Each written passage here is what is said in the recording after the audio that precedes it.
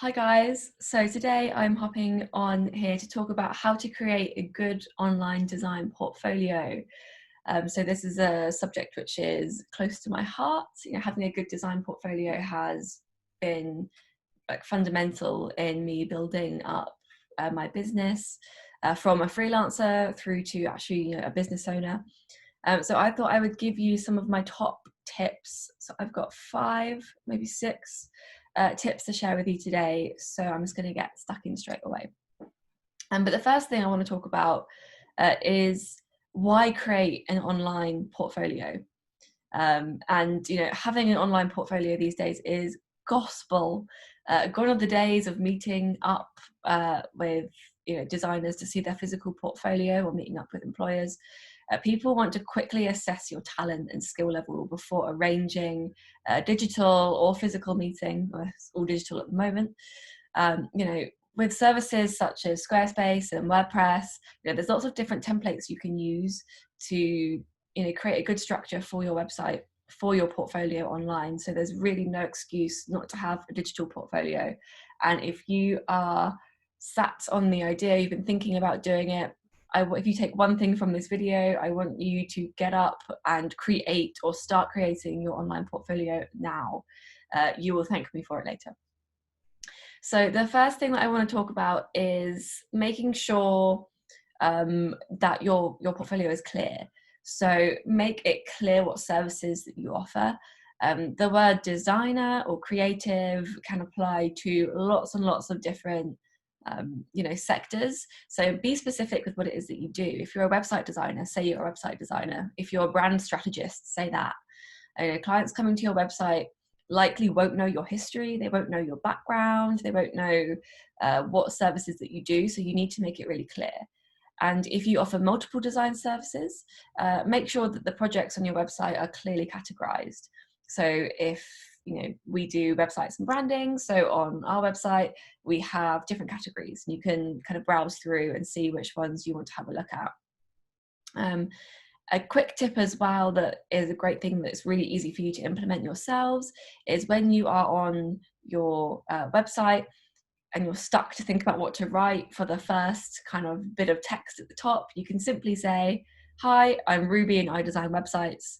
Obviously, you won't say that, you'll say your name and then insert whatever it is that you do. But that's a really clear way to tell people what it is that you do. People have a really short attention span as well, so you don't want to make it hard for them to figure out what it is that you do. It just makes life easier for everybody if you are just clear with what it is that you're going to be offering on your website. Now, the next tip is to display your work effectively. So depending on which industry you're in, will depend on how you showcase your work. So if you are a photographer, for example, you're going to want to showcase the photographs themselves. If you are a UI designer or a website designer, you're going to want to show mock-ups of the designs that you've done, maybe showing them in situ by putting them into an iPhone or a laptop or something like that. This really visually communicates to your audience the kind of design that you offer. And if you're an artist and you're selling prints, then maybe even mocking them up into a frame so people can envision your work in their homes. So it's really important that we, mock up our work. And as with any kind of design exercise as well, consistency is key. So each of your designs will be unique, hopefully.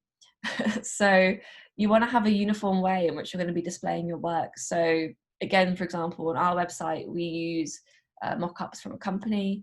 We keep them nice and clean. We keep them nice and minimal and showcase our work. And we keep that consistent throughout the whole website. So there's a look and feel that is consistent, even though the designs change from project to project. And another thing that is really important as well is designing with your dream clients in mind. So, do you know the target audience that you're trying to attract? And those of you who have done my course will know that I mention this time and time and time and time again, and I'm doing it again now. You need to know the kind of client you want to attract with your online portfolio. If you are wanting to work with health brands, you're going to want to put some health related brands, brand work onto your website. If you don't have or haven't done any work in that particular sector that you want to be working in, then create it. Create a project. Make a concept project where you create a logo or you create a website for a made up health company, or redesign an existing health company's website. I don't know, let's say Holland and Barrett just popped into my head. So maybe you could rework one of their homepages or one of their web pages and use that as almost like a case study, as, you know, this is what we've done.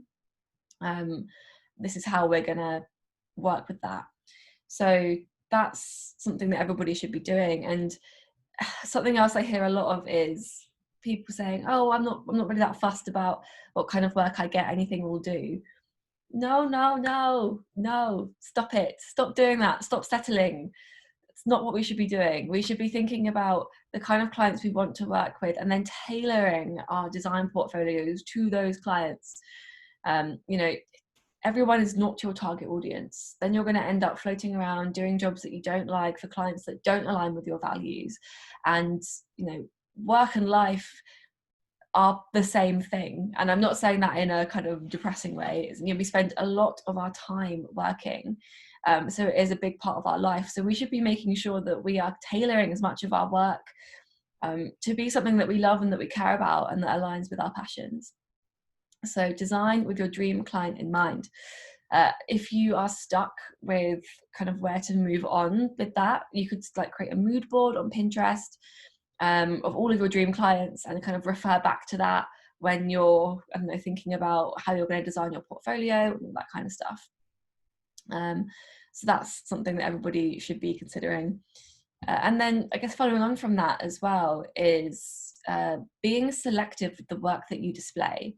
So if you are blessed enough to be multi-talented in many aspects, sometimes it can be overwhelming on your website if you're displaying lots and lots of different types of portfolio items. So, I mean, this will vary from design sector to design sector, but I would recommend really putting no more than 12 to 15 projects on your website at one time. Just because it almost becomes too much to look through and people will lose sight of why they're on your website. Like if a recruiter comes to your site and there's lots and lots of stuff to browse through, you know, that's great that you're showcasing your talent, but there's almost too much on the table, and all you can eat buffet sometimes is a bit overwhelming, although be it great. You know, you want to make sure that all of the work you've got on there is good, so you don't want to be putting things up there just to fill the gaps. And another thing that's, you know, really great about your online portfolio is it's ever changing. So, you know, as you grow as a designer, as you work with new brands, you work with new businesses, you build, design, create wonderful new things, you can kind of slowly start to take away the projects that perhaps you'd give yourself, I don't know, a C+ on, and replace them all with A-star projects. And like I said, it really is quality, not quantity. If you have a few bits and pieces floating around that you do want to showcase but don't really fit into your portfolio, this is why things like blogs exist. This is why things like social media exist. You can still share them and get them out to the world, and people can still enjoy that work that you've created, and you can still kind of show off that kind of side of the work that you're doing, but you don't need to put it all on your website. It's going to be overwhelming.